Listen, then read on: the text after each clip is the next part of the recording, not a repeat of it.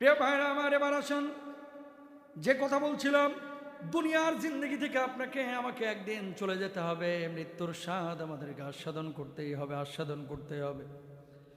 সকালবেলায় মৃত্যু আসবে নাকি সন্ধ্যাবেলায় গৌধূলি বেলায় আসবে নাকি কখন আসবে আমরা কেউ জানি না। আল্লাহ রাব্বুল আলামিন বলছেন, ওয়াজাআত সাকারাতুল মাউতি বিল হাক্কি যালিকা মা কুনতা মিনহু তাহিজ। সুবহানাল্লাহ বলেন। মৃত্যুর যন্ত্রণা অবশ্যই আসবে। এটাই সেই জিনিস যেটা থেকে তুমি পালাতে চাইতা। আমার বাপ পালাইতে চেয়েছে, আমার দাদা পালাইতে চেয়েছে, আমার দাদি পালাইতে চেয়েছে, আপনাদের মুরব্বীরাও পালাতে চেয়েছে। প্রত্যেকটা মানুষ মৃত্যু থেকে পালাইতে যায়, কিন্তু আল্লাহ রাব্বুল আলামিন মালাকুল মাউতের মাধ্যমে তাকে জাপটায় ধরে দুনিয়া থেকে বিদায় করে দেন। কথা বলেন ঠিক কিনা? আহ প্রিয় ভাইরা, আবার মানুষজন এমন কথা বলে, হুজুর মানসিকভাবে আপনি ঠিক আছেন কিনা?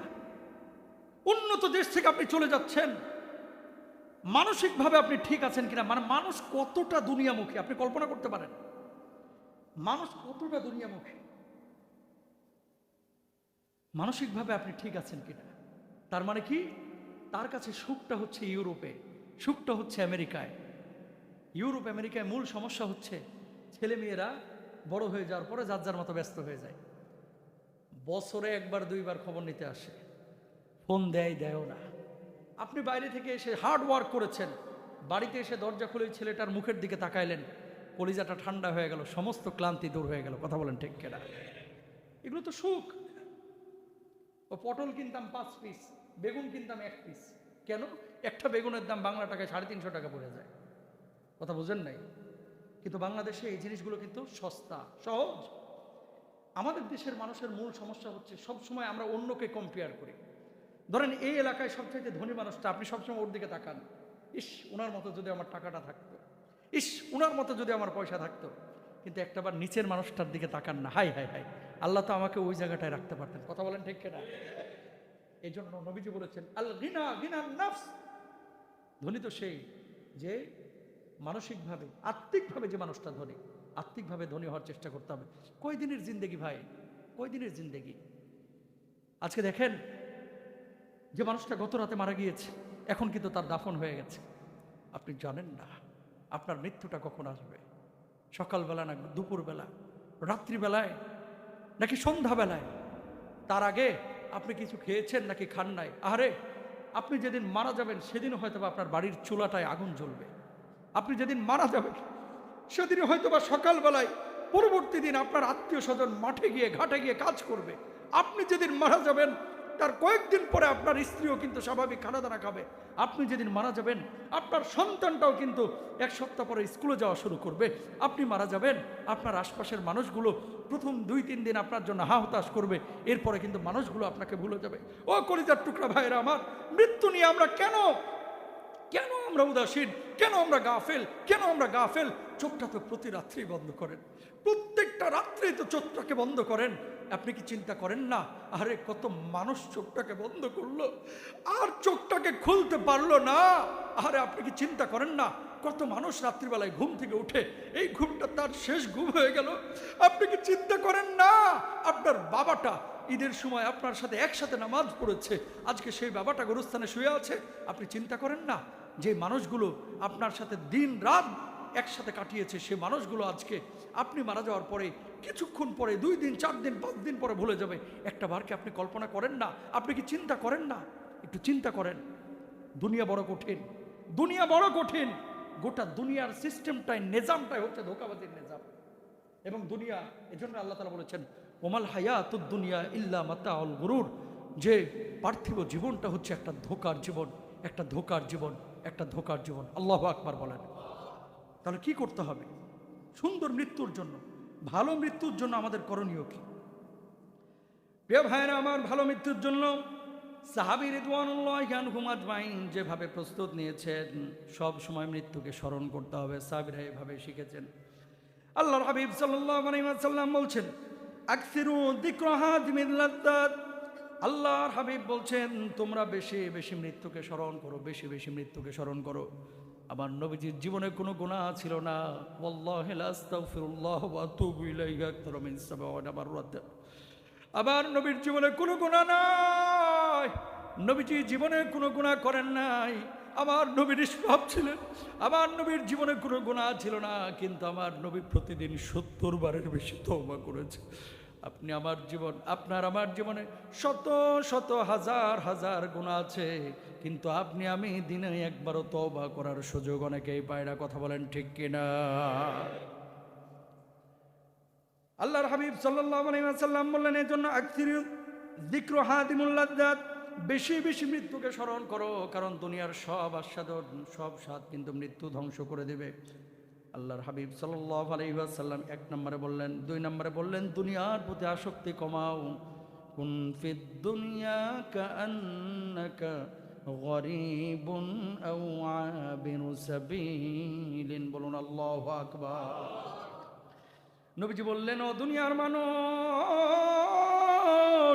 শোনো শোনো, দুনিয়ার জিন্দেগিতে এমন ভাবে তুমি থাকো যেন তুমি একজন পথিক, যেন একজন মুসাফির, অথবা একজন অপরিচিত ব্যক্তি। ও কলিজার টুকরা ভাইয়ের আমার, খেয়াল করেন, এই দুনিয়ার জিন্দেগিতে যত চাকচিক্য, যত মায়া, যত ভালোবাসা, সব কিছু একদিন শেষ হয়ে যাবে যখন মালাকুল মাউত এসে রূহটাকে কবজ করবে। কথা বলেন ঠিক কিনা? এবার দুনিয়ার প্রতি আসক্তি কমাবেন কেমনে, কিভাবে কমাবেন? শুনেন, পাপের সুযোগ না পাওয়া আর পাপের পরিবেশে থেকে পাপ না করা, দুইটা কিন্তু দুই জিনিস। বুঝেন নাই মনে হয় ব্যাপারটা। আপনি পীর সাহেবের ছেলে, আপনি সুদ খাইবেন কেমনে? আপনি হুজুরের ছেলে, আপনি ঘুষ খাবেন কিভাবে? কিন্তু আপনি ভূমি অফিসে জব করেন, আপনি জনপ্রশাসন মন্ত্রণালয়ে কাজ করেন, সেখানে সুদের সময় মানে সুযোগ আছে, ঘুষের সুযোগ আছে, আপনি ঘুষ খাইলেন না, আসলে আপনি আল্লাহওয়ালা। কথা বলে না। আসলে আপনি কি, সুযোগ আছে সুদ খাওয়ার, সুযোগ আছে ঘুষ খাওয়ার, কিন্তু আপনি খাইলেন না। আর আপনার সুযোগই নাই, করতেছে আমি সুদ টুদ কিছু খাই না, পাস না দেয়া খাস্তা। কথা বলেন না কেন? হুজুর মদটাদ আমি কিচ্ছু খাই না, পাওনা দেখে খাও। আমি নিজে দেখেছি বিমানে, চেহারা শুরুতে হুজুর নামাজ কালাম কিন্তু আমি একটাও ছাড়ি না, পাশের সিটে বসা পেছনে। পরে দেখি ইংলিশে বলতেছে, ওই যে কি একটা নাম বললো, মদের নাম, আমি ওই নামটা জানি না, তো এরকম বললো যে ডু ইউ হ্যাভ ওই মদ। এখন ওই মদটার নাম আমি আর জানি না, তো আমি চিন্তা করলাম এই লোকটা না একটু আগে বললো যে নামাজ কালাম পড়ি, তো আবার মদ খুঁজে কেন? তো কিছু মানুষ ইউরোপ আমেরিকায় আমি পেয়েছি যারা মদটা সব খায়, কিন্তু খালি রেস্টুরেন্টে গিয়ে হালাল গোশত খুঁজে। বুঝেন নাই কথা মনে হয়? মানে মদ খায়, বেনিফিট খায়, সরকারকে মিছে কথা কয়ে টাকা পয়সা নেয়, সব করে, কিন্তু রেস্টুরেন্টে যখন যায়, ডু ইউ হ্যাভ হালাল মিট, আছে তোমার কাছে হালাল গোশত, মানে চিকেনটাকে হালাল, গরুটাকে হালাল, বিফটাকে হালাল, মিটটাকে হালাল, ফিশটাকে হালাল, এগুলো হালাল খোঁজে। তো হারাম কর তুই যে মদ খাস কে? কথা বলেন না, আছে না নাই? এই জামানাতেও কিছু লোক আছে সুদও খায়, ঘুষও খায়, মেয়েদের সাথে মেলামেশাও করে, উল্টাপাল্টা কাজ কাম সবই করে, সব করে, খালি মুরগির দোকানে গিয়ে কয় বিসমিল্লাহ কইছস নি? কথা কয় না। মুরগির দোকানে যে কি বলে, বিসমিল্লাহ কইছস নি? তাহলে দেখেন, মানুষের আসলে এটা আকলের একটা প্রবলেম। দুনিয়ার আসক্তি মানুষকে এমনভাবে পেয়ে বসেছে। শুধু এখানে না, ইউরোপ ছাড়ার আমার আরেকটা কারণ আছে। কারণটা হচ্ছে, হয়তোবা আমি ঠিক থাকবো, আমার পরবর্তী জেনারেশনটা, সেকেন্ড থার্ড জেনারেশন, হয়তোবা তারা দিনের উপরে নাও থাকতে পারে। কি জবাব দেবো আল্লাহর কাছে? এখন যারা জেনারেশন ঠিক রাখতে পারে তাদের কথা আমি বলবো না, তারা তো ভালোই আছে। দুনিয়ার আসক্তি, শুনেন, আশুলিয়া থেকেও জাহান্নামে যাবেন, জান্নাতে যাবেন, ওই লন্ডন থেকেও জান্নাতে যাবে, জাহান্নামে যাবে। কথা বলেন ঠিক কেন? দুনিয়াটা আল্লাহ তাআলা এই জন্য পরীক্ষার স্থান বানিয়েছেন। কিসের স্থান? এবার আপনি বলতে পারেন, হুজুর আল্লাহ রাব্বুল আলামিন আমারে বানাইলেন, আল্লাহ জীবন দিলেন, মৃত্যু দিলেন, আল্লাহ তো আমার জীবন আর মৃত্যুর মালিক, সে আল্লাহ যে আবার মৃত্যুর সময় আল্লাহর নবী বিশ্ব নবী রহমাতুল লিল আলামিনকে কষ্ট দিলেন, এর কারণটা কি ছিল কষ্টটা দেওয়ার? অনেক মানুষ দেখবেন মৃত্যুর সময় বড় কষ্ট পায়, অসুস্থ হয়ে যায়। 7 দিন 8 দিন 15 দিন 20 দিন 1 মাস 2 মাস 7 মাস 5 মাস 1 মাস 1 বছর 2 বছর পর্যন্ত বিছানায় পড়ে থাকে। এদের কি কোনো যাজা নাই? আল্লাহর নবী সে কথা বলেছেন, মানুষ যখন এভাবে মৃত্যুর পূর্বে অসুস্থ হয়ে যাবে, আল্লাহ রব্বুল আলামিন তার জীবনের গুনাহ খাতাগুলো মাফ করে দেবে। অসংখ্য মানুষ আছে, আপনি খবরদার এই কথা বলতে যাবেন না তার অসুস্থতা দেখে যে কোন পাপ যেন করছিল এর লাগে এত কষ্টে মরতেছে। খবরদার এই কথা বলবেন না, ইনশাল্লাহ বলেন না। সবার জীবনে তো গুনাহ আছে ভাই, আপনারও আছে আমারও আছে, আছে না? আমার স্বপন ভাই আছে, আমার আশাব ভাই আছে, আলম ভাইয়ের আছে, আমার কাউসার ভাইয়ের আছে, আর আমার সব ভাইয়ের কিন্তু গুনাহ আছে। এখন মৃত্যুর আগে কোনো একটা আমল আল্লাহ আমার পছন্দ করে ফেলছে, যে আমলটার কারণে আল্লাহ চিন্তা করছেন যে আমার এই বান্দাকে মৌত দিমু নিষ্পাপ করে। তো আখিরাতের জিন্দেগি, কবরের জিন্দেগি, এটা তো বড় আজাবের জিন্দেগি। ওখান থেকে যাতে করে আজাবটা লঘু হয়, এই জন্য দুনিয়াতে 7 মাস যদি ফেলায় রাখে, তো ওই 7 মাস 7 বছর জাহান্নামে আগুনের চেয়ে পুরার চাইতে ভালো। কথা বলেন ঠিক কিনা? এই জন্য কোনো মানুষের অসুস্থতার কারণে খবরদার এই কথা বলবেন না, না জানি কি পাপ করছিল, এই পাপের খেসারত আজকে দিতেছে। আমি 2টা লোক পাইছি লন্ডনের, মদিনায় গিয়ে মরছে। একজন মরছে মদিনায়, আর একজন প্রতিমধ্যে, মানে মদিনা আর মক্কার মাঝখানে। আলহামদুলিল্লাহ বলেন। তো এটা তো অবশ্যই ভালো মৃত্যু। ভালো মৃত্যু কিংবা ভালো মৃত্যু না, ভালো মৃত্যু। কেন? আল্লাহ নবী নিজেই উমর রাদিয়াল্লাহু তাআলা আনহু দোয়া শিখিয়েছেন, আল্লাহুম্মা রযুকনি শাহাদাতান ফি সাবিলিক ওয়াজআল মাউতি ফি বালাদি রাসূলিক। আমিন বলেন সবাই। আল্লাহ আপনি আমাদেরকে শাহাদাতের মওত দান করেন, বলেন আমিন। আর জোরে বলেন আমিন। আল্লাহ আপনি আমাদেরকে মদিনা মুনাওয়ারায় আপনার নবীজির রওজার পাশে মওত দান করেন, বলেন আমিন। বাংলাদেশ থেকে অনেক হাজি এই যে যাবে হজ্জে, অনেকে কিন্তু মদিনায় মারা যাবে। ইহরামরত অবস্থায় হাজি মারা গিয়েছে, আমি দেখেছি। এর চাইতে পরম সৌভাগ্যের মৃত্যু কি আর হতে পারে ভাই? তো আল্লাহ তো আপনাকেও ওই মওতটা দিতে পারে। আপনার এলাকার, আমার এলাকারও এবছর অনেকে হয়তো হজ্জে যাচ্ছেন, আল্লাহ সবার হজ কবুল করুন, আমিন বলেন। যারা হজ্জে যান নাই, আল্লাহ যেন বারবার আল্লাহর ঘরে হাজিরা দেওয়ার তৌফিক দান করেন, বলেন আমিন। দুনিয়ার আসক্তি কমান ভাই, দুনিয়ার আসক্তি কমানো লাগবে। দুনিয়া যারা কামিয়েছে, আপনি যেই জায়গাটায় কামাইতে চাচ্ছেন, অলরেডি যারা কামিয়ে ফেলেছে, এই মানুষগুলোকে তো দেখলাম তারাও সুখী না। বুঝেন নাই? আপনি যেই জায়গাটা কামাইতে যাচ্ছেন, যেই জায়গাটায় আপনি যাইতে চাচ্ছেন, যেই জায়গাটায় আপনি পৌঁছাইতে যাচ্ছেন, ওই জায়গাটায় পৌঁছে দেখলাম আসলে বিলিয়ন বিলিয়ন টাকা পয়সা ঘোরাঘুরি করতেছে, ডলার পাউন্ড তাদেরকে আল্লাহ তাআলা দিয়েছে, এরপরও এরা সুখী না। এখন আমি বুঝে গেছি আসলে টাকা দিয়ে সুখ হয় না। এতদিন ওয়াজ করেছি, আজকে বাস্তবতা পেয়ে গেছি, আলহামদুলিল্লাহ বলেন। বুঝাইতে পারছি কথাটা? এখন বুক ফুলায় কেন বলতেছি বলেন তো? চোখ দিয়ে দেখছি এই জন্য। এতদিন বলছি শুধু কিতাব পড়া, এতদিন বলছি কি পড়া? কিতাব পড়া, আর এখন চোখে দেখে বলতেছি। এতদিন চোখে দেখি নাই, এখন চোখে দেখে বলতেছি। এই জন্য কলিজার টুকরা ভাই এবং বোনদেরকে বলবো, যা আছে এটা নিয়ে সুখে থাকেন। বলেন যে আল্লাহ তুমি যা দিয়েছো আমার যোগ্যতার চাইতে বেশি দিয়েছো, আল্লাহর কসম আপনার চাইতে সুখী পৃথিবীতে একজনও নাই। আর কি চান? আপনি সুস্থ মানুষ, আপনি সুস্থ মানুষ। খেয়াল করেন, কামাইলেন 5 লাখ, ডাক্তারের পেছনে 4 লাখ খরচ হয়ে গেল, ঘোড়ার ডিমেরও লাভ নাই, ঠিক না? কামাইলেন ইমাম খতিব মুয়াজ্জিনের মতো মাত্র 15,000 20,000, মাশাআল্লাহ। বাচ্চাগুলা ডেলিভারির সময় সিজার লাগতেছে না। অনেক হালাল যারা খান অনেকেই আছেন আপনারা, ছেলে মেয়েদের কোনো অসুখ নাই। অনেকে বলবে হুজুর হসপিটাল কবে গেছি ভুলে গেছি, আছে না? নাই আছে। তাহলে সুখের সংজ্ঞা, লাইফে বারাকাটা হচ্ছে আসল জিনিস। আবারও বলি, শুধু টাকার পিছনে ছুটেন না ভাই, দিনের পিছনে ছুটেন, ইসলামের পিছনে ছুটেন, নামাজের পিছনে ছুটেন, হালালের পিছনে ছুটেন। খান একটু কম, এর মধ্যে আল্লাহ বারাকা দেবে ইনশাআল্লাহ। তাহলে মৃত্যু যন্ত্রণা কমানোর দ্বিতীয় আমল হচ্ছে পৃথিবীর প্রতি আসক্তি কমানো। পৃথিবীর প্রতি আসক্তি কমাবো, ভালোবাসা বাড়াবো কিসের প্রতি? আখেরাতের প্রতি। বলেন কিসের প্রতি? আখেরাতকে প্রাধান্য দিব, দুনিয়াকে কম প্রাধান্য দিব ইনশাআল্লাহ। কথা বললে তো 3 ঘন্টা লাগবে। মিলিয়ন পাউন্ডের বাড়ি, এরা তো এখন বিয়ে শাদী করে না। কারা বুঝালেন? পশ্চিমের ওরা বিয়ে শাদী করে না, থাকে হচ্ছে ফ্রেন্ডের সাথে। তো ফ্রেন্ড নিয়ে থাকে, বাচ্চা কাচ্চাও নাই। এখন এই যে মিলিয়ন পাউন্ড, কোটি কোটি টাকা যে বাড়ির দাম, এ বাড়ি কাকে দিবে? আর ভালোবাসাটা কোথায় রাখবে? ছেলে মেয়ে তো নাই, ভালোবাসাটা রাখে কুত্তার উপরে। নাউজুবিল্লাহ এখানে বলেন না, খাইয়া দাইয়া বাড়িতে যেয়ে বলেন নাউজুবিল্লাহ, জোর বলেন নাউজুবিল্লাহ। আপনি আপনার ছেলেকে ভালোবাসেন, আমি আমার ছেলেকে ভালোবাসি, আমাদের ভালোবাসাটা ওই জায়গাটা আমরা ইনভেস্ট করি। এখন ওদের তো বাচ্চা নাই, বউ নাই, বাচ্চা কাচ্চা নিতেও চায় না, এত বড় বাড়ি এটা কি হবে? ওই ভালোবাসাটা তখন প্রত্যেকেরই একটা দুইটা করে, ভাই এক একটা কুকুর দেখতে হাতির মতো দেখা যায়, আর এই কুকুরগুলোর পেছনে তাদের মাসিক খরচ বাংলা টাকায় এক একটা কুকুরের পেছনে 4.5 থেকে 5 লাখ টাকা এক একটা কুকুরের পেছনে। এখন আমরা সেটা মারা যাওয়ার আগে আমাদের সন্তানদের জন্য আমরা সম্পদ উইল করে যাই, অথবা সন্তানরা অটো পেয়ে যায়, হ্যাঁ সম্পদ কে নেবে?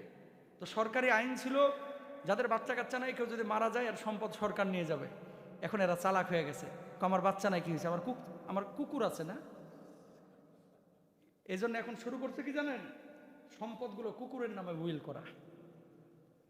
নাউজুবিল্লাহ বলবেন না। সম্পদ কার নামে উইল করে? কুত্তার নামে। এখন এই কুত্তা মহাজন উনি খাইবেন কয়দিন, কয় কোটি টাকা উনি খাবেন, এটা আবার নিয়ম আছে। এই কুকুর উনি যদি মারা যায়, ধরেন 50 বছর বাঁচলো, 50 বছর ওই বাড়ির টাকা ওই কুকুর খাইলো।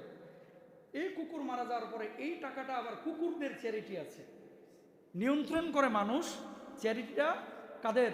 কুকুরের।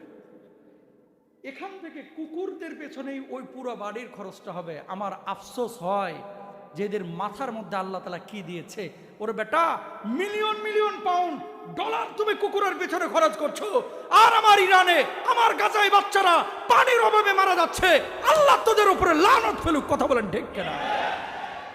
এর চাইতে লজ্জাজনক আর কি হতে পারে? ওই যে জর্ডান, একটা কুকুরের হসপিটালে গেছি জর্ডানে, যা দেখলাম কুকুরের হসপিটালে, ওখানে আবাসিক হোটেলও আছে কুকুরের। কুকুরের মালিক জার্মানি বেড়াইতে গেছে, এই জন্য কুকুরকে উনি হোটেলে রেখে গেছেন। তো ওই হোটেলের কুকুরের মাথার উপরে আবার ক্যামেরাও আছে, উনি ওখান থেকে মোবাইলে তদারকি করে আমার এই কুকুরকে দুপুরে কি খাওয়ানো হয়েছে, সকালে ব্রেকফাস্ট দেওয়া হয়েছে কিনা, বুঝেন না, রাত্রিবেলায় কি খাবার প্রোভাইড করা হয়েছে। এদের চাইতে আহাম্মুক এই জামানায় আর কেউ নাই। কথা বলেন ঠিক কিনা? কেন ভেঙে পড়েছে বলেন? কারণটা কি? কারণ একটাই, দিন নাই সব ভালোবাসা চলে গেছে কুত্তার উপরে, ঠিক না? বুড়া বয়সে এবার কি করে, ছেলে তো নাই, ছেলের জিজ্ঞেস করে তোর বাপের নাম কি, কয় বাপ নাই, গর্ব করে বলে। তোর মায়ের নাম কি, মা অমুক। তো এই ছেলের বাপ নাই মানে বুঝছেন তো, ফ্রেন্ডের সাথে মেলামেশা করে হয়ে গেছে। এটা দোষের কিছু না ওদের দেশে, কিন্তু ইসলামে জায়েজ নাকি না জায়েজ? লিভ টুগেদার যেটা বাংলাদেশে এখন চলছে, জায়েজ নাকি না জায়েজ? বিয়ে করে নাই, এখানে গার্মেন্টসে কাজ করতে আসছে, এখানে আয়সা জামাই স্বামী স্ত্রীর মতো থাকতেছে, আসলে জামাই বউ না, আসছে রংপুর থেকে। এরকম রংপুরে ফাইলে একটা ফিটে আছে, আমরা তুলে লাগবেন। কোন রংপুর, লালমনিরহাট, দিনাজপুর, নীলফামারী, সৈয়দপুর, রাজশাহী, ওইদিকে সিলেট, মানে কোন জেলার কোন মানুষ যদি ধরতে পারেন এরকম, এদেরকে ওই বাড়িতে থাকতে দেবেন না, কারণ ওই বাড়ির উপরে সারাক্ষণ জেনাহের লানত পড়ে। কথা বলেন ঠিক কিনা? দরকার দেখবেন যে তোর কাবিনের কাগজ দেখা বেটা, সন্দেহ লাগলে সবাইকে না, আবার খবরদার, আল্লাহ তাআলা এই জাতির উপরে লানত পাঠাবেন যারা এই ধরনের লিভ টুগেদার করে। ইউরোপিয়ানরা করতেছে, এটা ওদের ব্যাপার, আমরা মুসলমান বিশ্বের, বিশেষ করে বাংলাদেশের মুসলমানরা হতে দেব না, ইনশাল্লাহ বলেন, আরো জোরে বলেন ইনশাল্লাহ। তাহলে দেখেন, আপনি যে এত টাকা পয়সার কথা চিন্তা করতেছেন, ওরা তো অনেক পয়সা কামাইছে, পয়সা কামায়া এখন শেষ বয়সে এসে আশ্রয়টা পাচ্ছে না। মানুষ মারা যায়, কেউ আসে না ভাই, কোটটাই পরে ওই যে পুরাইতে নিয়ে যায়, ছেলেও কান্দে না, মেয়েও কান্দে না, একটু মনটা খারাপ থাকে, আর বুড়া বয়সে চলে যায় সাগরের পাড়ে ক্যারাভ্যান নিয়ে, ওই সাগরের পাড়ে বসে বসে মৃত্যুর প্রহার করে, কেউ কারো খোঁজ রাখে না। এটা জীবন না, এটা জীবন না। জীবন হচ্ছে এই আল্লাহ সুবহানাহু ওয়া তাআলা যে ফরম্যাটে আমাদেরকে দিয়েছেন। আল্লাহ রাব্বুল আলামিন, এই যে মুরব্বী যখন যাচ্ছেন, নাতি এসে জড়ায় ধরতেছে গলা নাড়ায়, হ্যাঁ, নাতি আইসা নানা চলো আমার বাড়িতে, এই যে মায়াগুলা, এগুলো কিন্তু সিস্টেমেটিক। মুরব্বীরা যদি দাদা নানা যারা আপনারা আছেন, নাতি নাতির এই সাপোর্টটা না পেলে আপনারা আরো বেশি অসুস্থ হয়ে যেত। ডাক্তারের কাছে যাওয়া লাগে না যদি এই সাপোর্টটা দাদারা পায়া থাকে নাতিদের কাছ থেকে। আমি আপনাদেরকে বলবো, হয়তো আপনার সাথে বাপের ভালো সম্পর্ক না, একটু নাতিটাকে পাঠিয়ে দেন, আপনার বাচ্চাটাকে পাঠিয়ে দেন, যাও দাদার সাথে 2 ঘন্টা খেলে আসো, দাদা অসুস্থ থাকলে দেখবেন সুস্থ হয়ে যাবে। দাদির মাথা নাড়তেছে, কয় বাজান রে মাথাটা ব্যথা, নাতি মাথা লাড়ছে, ওষুধও খায় নাই, দাদির মাথা ব্যথা ভালো। তার মানে কি? এগুলো হচ্ছে সুখ। আল্লাহ সুবহানাহু ওয়া তাআলার পক্ষ থেকে পরম ভালোবাসা ঢেলে দিয়েছে আল্লাহ রাব্বুল আলামিন এই মুসলমানদের কলিজার মধ্যে। সুবহানাল্লাহ বলেন।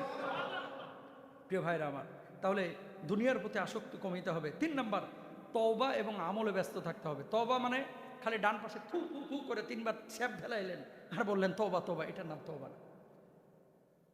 ও কলিজার টুকরা ভাইরা আমার, তওবা হচ্ছে কয়েকটা জিনিসের সমন্বিত নাম।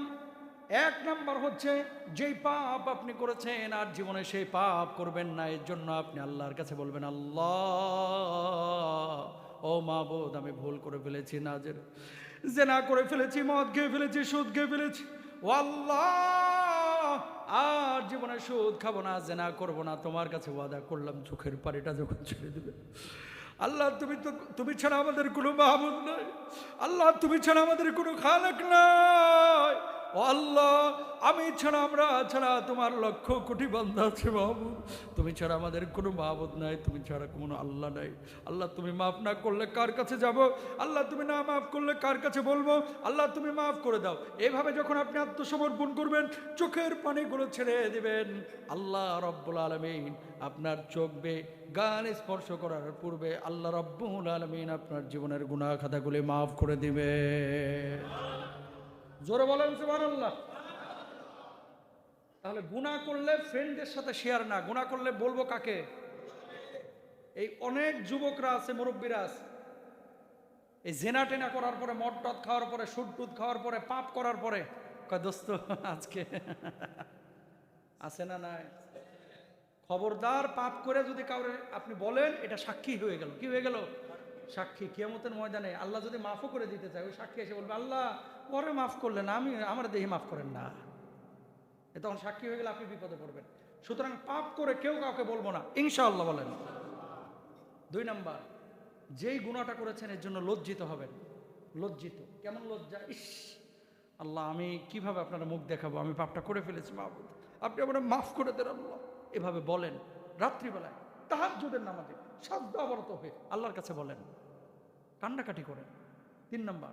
4 নাম্বার, কিছু সৎ কাজ করেন, তওবা নাসিহা করেন। এমন তওবা যে আল্লাহ আপনি ছাড়া তো আর কেউ আমার মাফ করতে পারবে না, কেউ তো আর নাই মাহবুদ, কার কাছে আমি যাব? লজ্জিত হওয়া, ফিরে আসা, এই পাপ আর না করা, এভাবে কমিটমেন্ট করলে আল্লাহ তাআলা তওবা কবুল করবেন ইনশাআল্লাহ। অনেকে আপনারা গুনাহ করার পরে ল্যাংটা বাবার মাজারে যান, এই ল্যাংটা ফ্যাংটা এগুলো মানা যাবে না।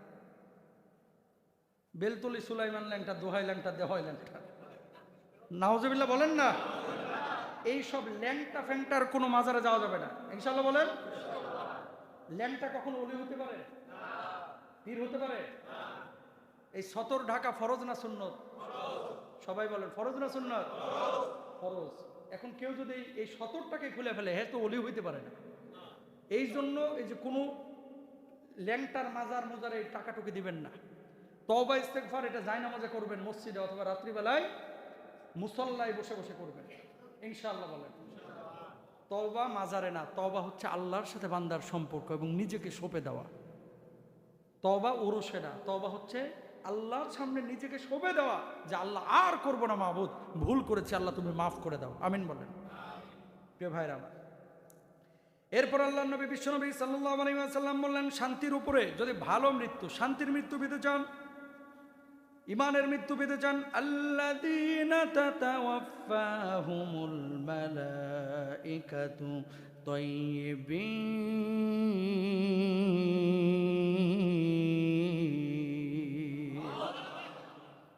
যাদের ফেরেশতারা পবিত্র অবস্থায় নেই, তারা বলে তোমাদের উপরে শান্তি বর্ষিত হোক। যখন আপনার রূহটা কবজ হবে, যদি আপনি ঈমান নিয়ে মরতে পারেন, সাদা শুভ্র পোশাক পরা এমন কিছু ফেরেশতারা জান্নাতি নাজ নিয়ামত নিয়ে আপনাদের সামনে হাজির হবে আর বলবে, ও আল্লাহর বান্দা, রব্বুল আলামিন তোমার উপরে খুশি হয়েছে, জান্নাতের নাজ নিয়ামতগুলো তার সামনে তুলে ধরবে, অপলক দৃষ্টিতে সে তাকিয়ে থাকবে।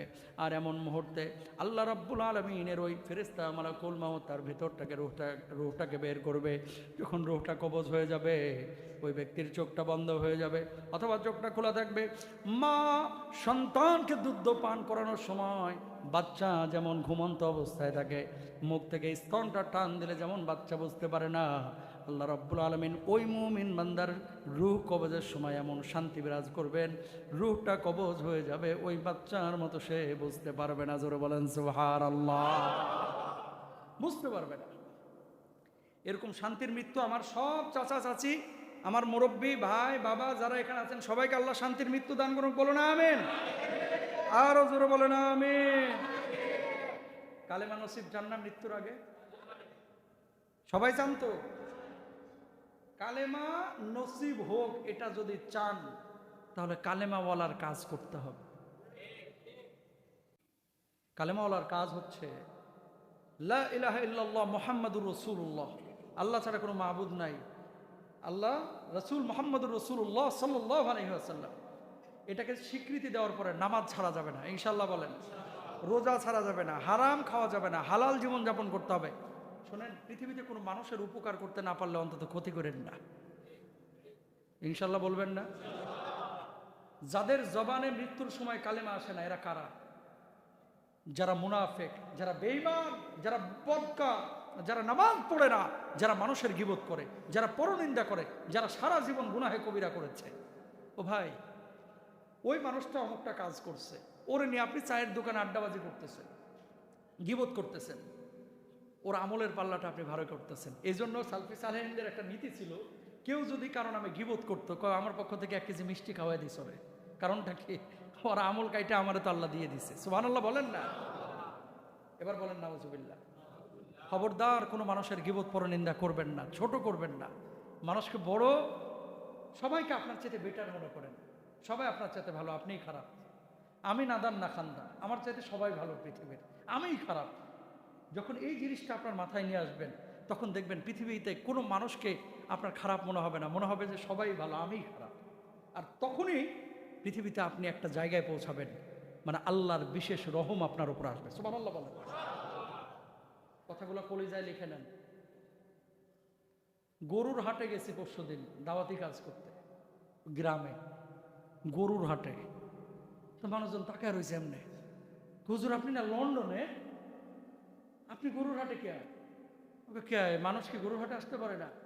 তো যাই হোক 10 মিনিট কথা বললাম, নিজের পকেটের পয়সা খরচ করে প্রথমে নাস্তা করাইলাম, মানুষগুলোকে বসাইলাম।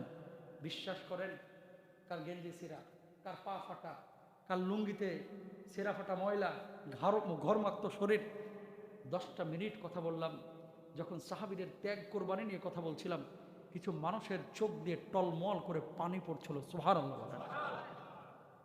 এই যে কাজগুলো, এখন আপনি যদি ওই মানুষটাকে ঘৃণা করেন যে আমি রহমানী সাহেব, আমি বেটা কত বড় জায়গায় আছে, আমি এমপি, আমি মন্ত্রী, এরকম যদি একটা ভাব নেন, আপনি কিন্তু সাধারণ মানুষের কাছে পৌঁছাইতে পারবেন না।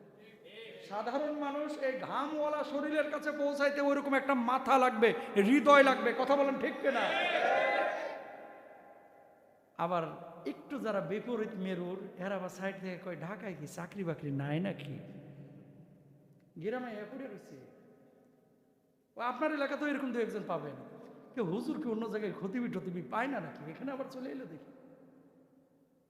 আল্লাহর কসম করে বলতেছি, জীবনের একটা পর্যায়ে যখন পৌঁছে যাবেন, দুনিয়ার সব নাজ নিয়ামত যখন আপনার সামনে চলে আসবে, যখন আপনি আল্লাহকে চিনে যাবেন, গোটা দুনিয়াকে লাত্তি মেরে আসবেন, আল্লাহ রাব্বুল আলামিন আপনার ইজ্জত বাড়িয়ে দেবে, আপনি পেছন থেকে টেনে কিছুই করতে পারবেন না। কথা বলেন, কি করবেন আপনি? টেনে নামানো যায় না। আল্লাহ যারা উঠানোর তারা উঠাবে, মোটেও এটা মনে করার কোনো কারণ নেই। আমার ভিতরে কি জ্বালা, স্বপন ভাইয়ের ভিতরে কি জ্বালা, আলম ভাইয়ের ভিতরে কি জ্বালা, কে কি নিয়তে বেঁচে আছি, কাজ করতেছি, এটা জানে কে? জোরে বলেন কে? যে কথা বলতেছিলাম, পারলে ভালো কাজ করেন, না পারলে চুপ থাকেন। কেউ ভালো কাজ করলে সমর্থন দেন, যদি না পারেন নিজে বিরোধিতা অন্তত করেন না, গীবত পরনিন্দা করেন না। মৃত্যুর সময় কালেমা নসিব হবে না। কথা বলেন ঠিক কিনা? এগুলো থিঙ্কিং এর বিষয়, চিন্তার বিষয়, গবেষণার বিষয়। ওয়াজ অনেক কিছুই করা যায়। এই যে কাউন্সিলিং গুলো, এগুলো আপনার জীবনের পাথেও ভাই, এগুলো আপনার জীবনের পাথেও। আল্লাহ তাআলা আমাদেরকে বুঝদান করুক, আমিন বলেন। মান কানা আখিরু কালামিহি লা ইলাহা ইল্লাল্লাহ দাখালাল জান্নাহ। আমার নবী বলছে, কেউ মৃত্যুর আগে যদি একবার খালি লা ইলাহা ইল্লাল্লাহ বলছে, আমার আল্লাহ রাব্বুল আলামিন সাথে সাথে জান্নাতের সার্টিফিকেট দিয়ে দিয়েছে। কত মুরব্বী আইসিইউতে দেখবেন এরকম করে আল্লাহ আল্লাহ আল্লাহ আল্লাহ, ভালো মৃত্যুর লক্ষণ। সুবহানাল্লাহ বলেন না?